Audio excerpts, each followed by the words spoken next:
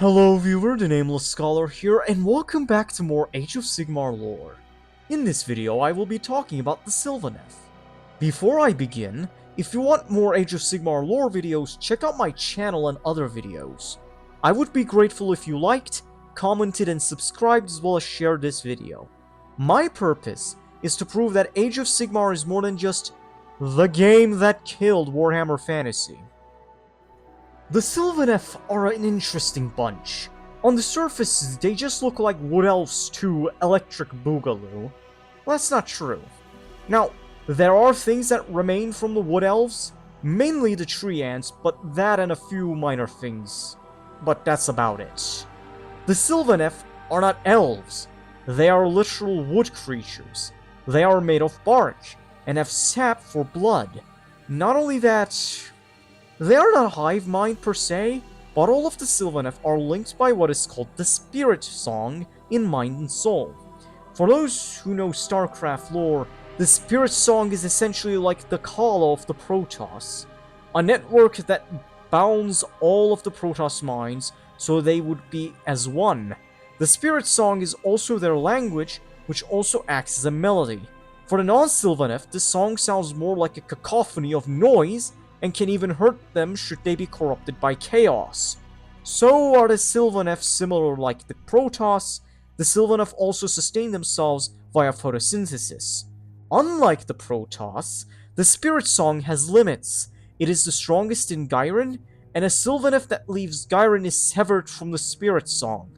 Not permanently, but temporarily. This experience gives them a sense of crippling isolation at best, and drives them insane at worst. So they are actually plantoids and not elves, even if their leader, their mother goddess Alarielle the Everqueen, is.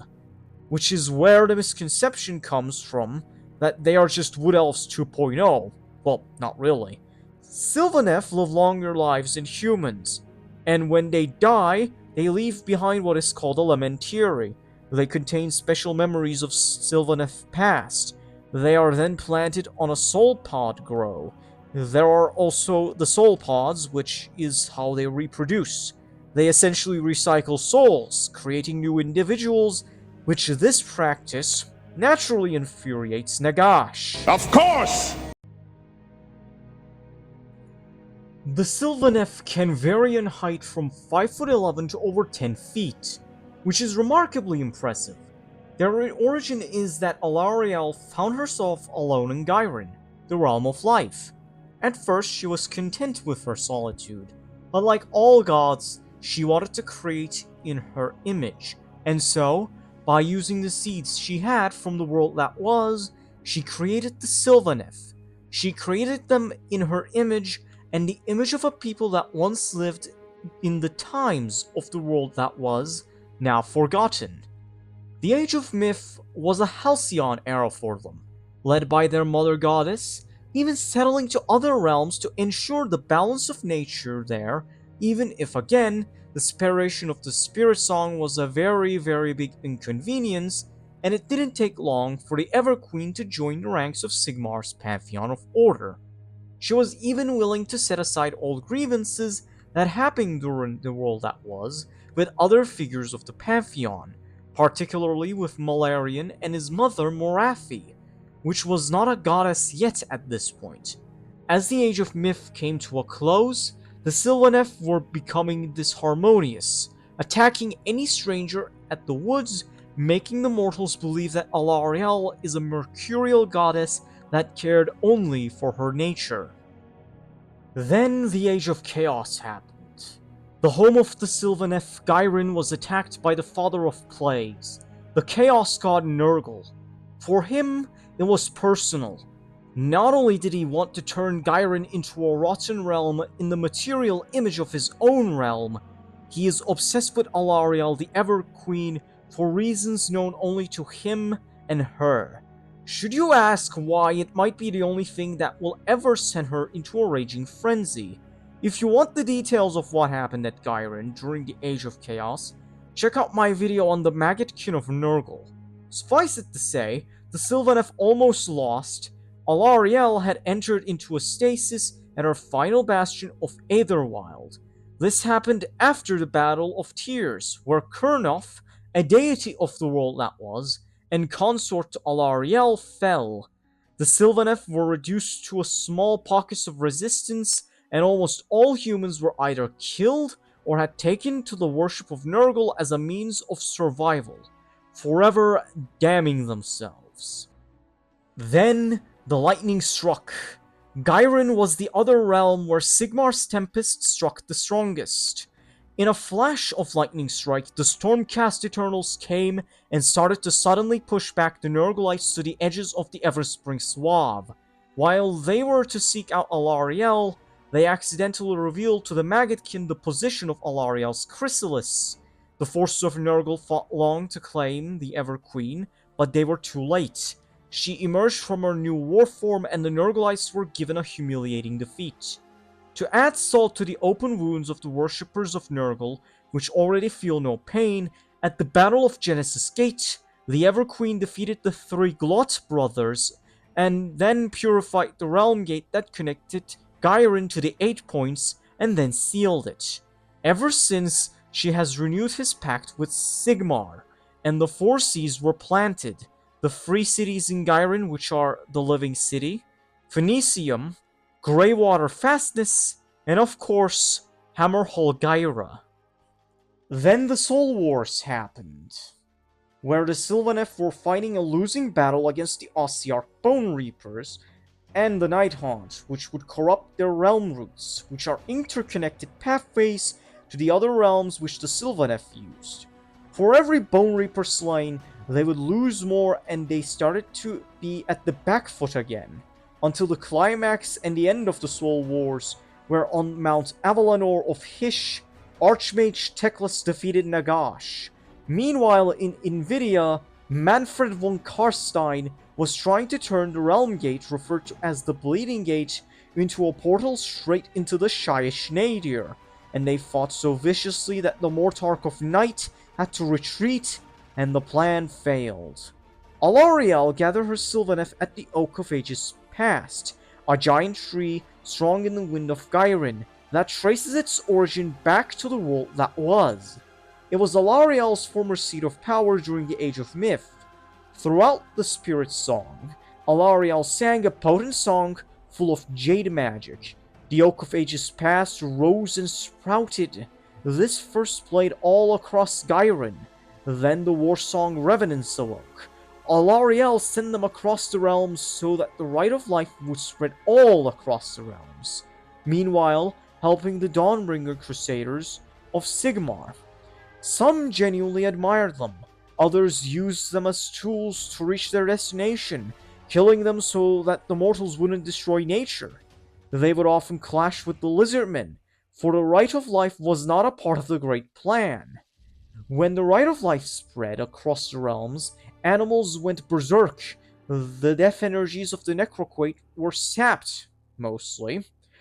Ghur reacted horribly, to say the least, and it also led to the release of Kragnos, which then besieged Excelsis. Gyren is the home of the Sylvaneth, and they rarely leave here, because leaving Gyren is to be severed from the Spirit Song. In Gyren, when territory is not owned by slaves to darkness, tribals that worship chaos, the Maggotkin or the Free Cities, the Sylvaneth live there, but they claim no ownership of the land. They live in harmony with it. They can vary like a giant hollow tree that scrapes the sky, or a forest. They do not build in the conventional sense. They use magic to melt their domain seamlessly with the natural world. These are called greenholds. Despite their isolationist tendencies, they mostly dwell near or within settlements of order. In the Sigmarite settlements, these are called green wards, essentially Sylvaneth districts. They are also there to ensure that their neighbors respect nature, or they inflict a bit of the old ultra-violence. Like in the case of Greywater Fastness, which just turned all nearby areas into an industrial wasteland, you see outside of a hive city, the Sylvaneth mainly use realm routes to traverse vast distances, but they are accessible to others as well. Nurglites and Cruel Boys are known to pump them with filth to make them closed. while the Skaven and the Nighthaunt can also stumble upon them with sufficient guile or sheer dumb luck. And ever since the Rite of Life, the Sylvaneth have sprang forth to retake their homes from Nurgle and anyone else who would wish to stop them. The Sylvaneth are matriarchal in nature, just as their creator Alarielle is a goddess. They do not have empires in the traditional sense, rather they have what are called glades, which are more akin to families. Glades can vary in sizes, from thousands to just hundreds. The reason why most Sylvaneth glades are monarchies is because the Sylvaneth are deeply traditional. However, matriarchal oligarchies are also not uncommon. This makes sense given that they worship Alarielle, who is the Ever-Queen, after all. Now, the Sylvaneth armies are known as wargroves. These wargroves do not have ranks in the traditional sense. Rather, every Sylvaneth knows their role in combat and who they take orders to, or from, or if they are the ones giving orders. And the thing is that when they fight, that is when non-Sylvaneth can actually start hearing the spirit song, like it is an actual piece of music. For humans and dwarves, it lingers in the head for months. The elves interpret it as a ballad of woe and try not to listen to it too deeply, because given their heightened senses, it can drive them to madness. Those whom are corrupted by chaos enter into physical pain when they hear the music, for it is like a fire that purifies. For the Sylvaneth, the song is a promise of peace and restoration with the promise of bloodshed, driving them into a frenzy. The Sylvaneth also wage war according to the seasons, and here's the thing. Ghyran has many seasons, not just 4, and the Rite of Life just kick them into overdrive. Well, onto the Subfactions. The first of the Sylvaneth, and the largest one, is Oakenbrow.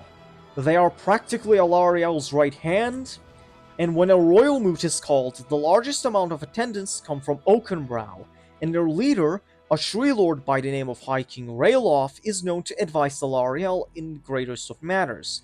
They have enclaves in the Living City and were the first to fight alongside the Stormcast Eternals, and they also cooperate with other factions the Sylvaneth keep at arm's length.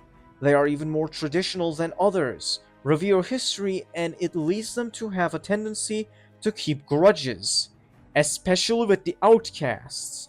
Their armies house a great range of tree revenants and Gossamid archers, led by tree lords. Then, there is the Gnarlroot Glade. They are the lore keepers of Alarielle, which is where their traditionalism comes from, as well as their isolationist streak, for they protect their libraries with fierce determination. Although they do not have as many enclaves in other Order civilizations than the Oakenbrow, they are still willing to help outsiders and share just a bit of their knowledge with them. The disciples of Tzeentch are known to attack them in hopes of attaining lore from their library, alongside the Lizardmen that will try to seize their artifacts from whatever reason the Great Plan tells them. Then, there is the Harvest Boon Glade. They became a thing during the Age of Chaos and have enjoyed a steady rise with no signs of stopping. They have done things such as retaking Eiderhall, castigating Lord Frosternox, healing of the Seven Rivers Forest, among other things. With the Rite of Life, Harvest Boon has been charging in with their Spite Rider Lancers and aiding the Warsong Revenants in their efforts to spread the music. They are led by the Willow Queen, a dryad of considerable strength. They are so eager that sometimes they outdo themselves and lead to Dawnbringer settlements to be overrun by foliage. And they have to defend themselves against a group of outraged humans. Although the glades that dislike Harvest Boon point to these as their reckless ways and stains on their record, the Harvest Boon Glade is known to take vows to ensure their happy little accidents never happen again. Afterwards is the Ironbark Glade, the first glade to settle on Chamon, the realm of metal. They are very good at the Sylvaneth equivalent of blacksmithing, and funnily enough, they have become good neighbors with the dwarves, even though the children of Grugni, let alone Grimnir, are rarely as such. The reason for this is that during the Age of Chaos, the Dwarven refugees were allowed into Ironbark glades, and that's why the dwarves consider them a step removed from kin, as they came to realize that both sides were deeply traditional and good with smithing. Then there is the Heartwood Glade, who are the vanguard of Alariel's wars. Eager to avenge the death of Alariel's consort Kernus, their glade is located at Kernafil, the home of Kernus, and it was them who returned his spear to Alariel during the Age of Chaos. That is a topic for another video. Anyhow, they prefer headlong but not reckless assaults. They are also known for their rivalry with Dreadwood, for they see the outcasts as their other nemesis, aside from the force of Nurgle that slew Kurnoth. The next glade is the Winterleaf Glade, which was once called the Springleaf Glade. They were one of the main targets of the Maggotkin during the Age of Chaos, and have taken the brunt of the war. After two-thirds of their population were turned into slime, they fled to the most desolate, ice-locked regions. But in Gyren, even if it is sparse, life always finds a way. Unlike their former capital of Daploren, which was the greenest of all places in all of the Jade Kingdoms aside from Alariel's personal domain, ever since, they carry with them ice that can freeze even geists. Their purpose is to avenge their capital with cold vengeance. Finally, there is Dreadwood, the outcast that reject Alariel, shunned by all the other Sylvaneth glades. They are malicious, known to apply terror tactics, and they are more likely to attack the forces of order than any other Sylvaneth. The reason why they still endure is partially due to talent and partially due to Alariel's protection. Even if Dreadwood forsake her, she does not forsake them. Some simply speculate that they are essentially a cudgel that Alariel uses to beat her enemies, be it order, chaos, death, or destruction. Well, that was the Subfactions, onto the units. First off, the Tree Lords, particularly the spirits of Durthu. The name comes from a figure of legend from the world that was, what little the denizens of the mortal realms aside from the gods themselves know anyway. They act as Alariel's ambassadors and are guarded by bodyguards called Sons of Durthu. They wield swords of jade and have strength to crush an ogre with their bare hands. Then there are Arch-Revenants, which are Alariel's war leaders, scouts, and special agents. They were planted by Alariel at the apex of her war aspects. Armed with glaives, the Arch-Revenants fight in close tandem with Kurnoth hunters, and save for Heartwood, they are looked at with suspicion by the other Sylvaneth. These are the Free Spirits leaders. Free Spirits are those who are not bound by any glade, only to Alariel herself. Those were the more uncommon leaders. The more common ones, for example, are Branch Witches. They are Jade Wizards that look after soul pods and are responsible for extracting Lamentieri. They are part priest and part sub-commander to the Tree Lords. They are wise and quick to anger. Try to do something to the soul pods and you'll find your head decapitated by their sickle. The only one immune to the wrath of a Branch Witch are Dryads, which the former dote upon them. Their most famous companions are called Bittergrubs. These caterpillar-like entities rest atop the shoulder of the noble spirit and savagely attack nearby foes. Upon enough sustenance, a Bittergrub will enter into a cocoon, and when it hatches, it releases a rejuvenating pollen across the earth. This is more used to allow the soul pods to be restored if they have been polluted, defiled, damaged, or sullied. Well, speaking of, then there are the Tree Lords and the Tree Lord Ancients. The Tree Lords are, giants that are captains and the champions of the Wargroves. They are, gigantic in size, warlike, and proud. Eager to destroy the enemies of the Everqueen as even their bodies are weapons. They often form the nobility of a clan, tasked with defending territories and confront aggressors. Their titles refer to the role as champions of their people. This also leads to them being the embodiment of everything about their glade, the best and the worst aspects. They are more attuned to the spirit song in the way it allows them to guide their lessers, and despite their size, they can navigate places pretty easily. Then there are the Tree Lord Ancients, which are Tree Lords that have survived for a very long time. As if the normal Tree Lords weren't old enough already. Oftentimes, they are the rulers of groves. Their age and the jade magic they absorbed over centuries makes them have quirks, shall we say. Some are essentially the old man yells at cloud meme. Others seem mad to mortals either as if the weight of years are taking their toll on their soul, or charismatic sages that could persuade you to drink Kool-Aid filled with cyanide.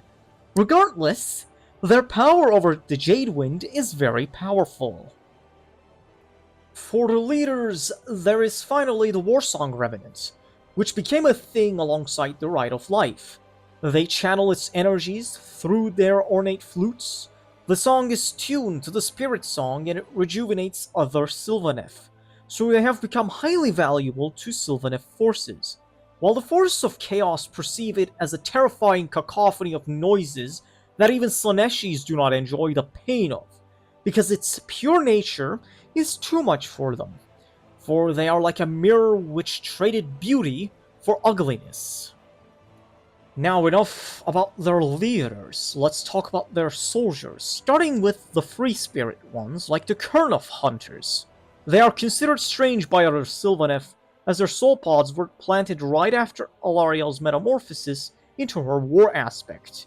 These spirits are masters of bow, sword, and scythe. They have affinity with the lands around them, being able to notice the subtle shift in the realm roots. Because of this, they can act as scouts, and instead of favoring guerrilla tactics, they prefer to plant their roots firm to weather the storm. Then there are the Spite Rider Lancers, a union of free spirit and insectoid predator called a Dragon Spite, which is essentially a giant dragonfly. To tame one of these creatures, a rider must play the deepest notes of the spirit song to make the insect be attuned to it, then shape the creature's carapace into a saddle via magic. Then one shall be allowed to ride upon it. The dragon spites are natives to the world that was. They survived within the amber of the Oak of Ages. With the Rite of Life, they were freed from their amber prisons. By the way, not only are they ferocious in battle, but they also have high healing factor. With the raising of the Oak of Ages past, a new type of tree spirit emerged, Gossamid Archers. They gain flight by what are called Zephyr Spites. These magical bugs clasp at their torso and allows them to fly, so they have a symbiotic relationship. They have godly aim and their bows are of quality. However, what is really concerning are their arrows, which turns the Geneva Convention into the Geneva Checklist. The Night Lords would be proud. They are a larval pod shaped like an arrow. Upon puncturing an enemy, the larvae inside starts to eat the enemy from within and then explode out of their victim like a baby xenomorph. Then we have the other cavalry, which are the Revenant Seekers. They also ride dragon spites, and their mission is to go to the farthest reaches of the realms and retrieve the Lamentary of slain Sylvaneth. Because of this, they are more grim in demeanor than others, rarely jovial, never whimsical, and in battle, they charge into the jaws of death with fierce determination to see their task complete. The core fighting unit of a Sylvaneth Wargrow are the Tree Remnants. These somber souls spend their time reclaiming lost lands in the name of the Everqueen. Their forms are a hybrid of bark flesh and glowing forms. They wield blades and glaive with skill and grace on par with an elven swordsman, but they are not like the strict, regimental formations of a Lumineth warhost. Instead, they emerge from the realm roots and deep woodlands to drop on unsuspecting enemies. They are masters of guerrilla warfare. Makes sense given the position they already were in during the Age of Chaos. Finally, we have the Dryads.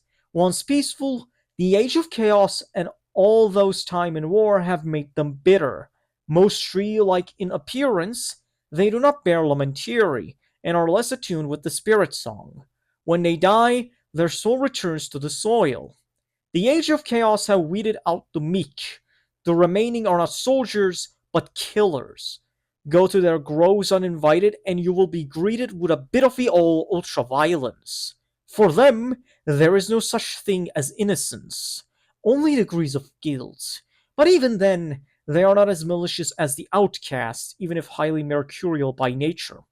And if the Dryads happen to be outcasts, Sigmar, Grimnir, Grugni, or whatever god you pray to help you, because no one else will. Well, anyways, guys, this is going to be it for this video. I am the Nameless Scholar, and, yeah, I have nothing clever to say this time. Aside from, making you guys wait way too long. Sorry about that. So, yeah.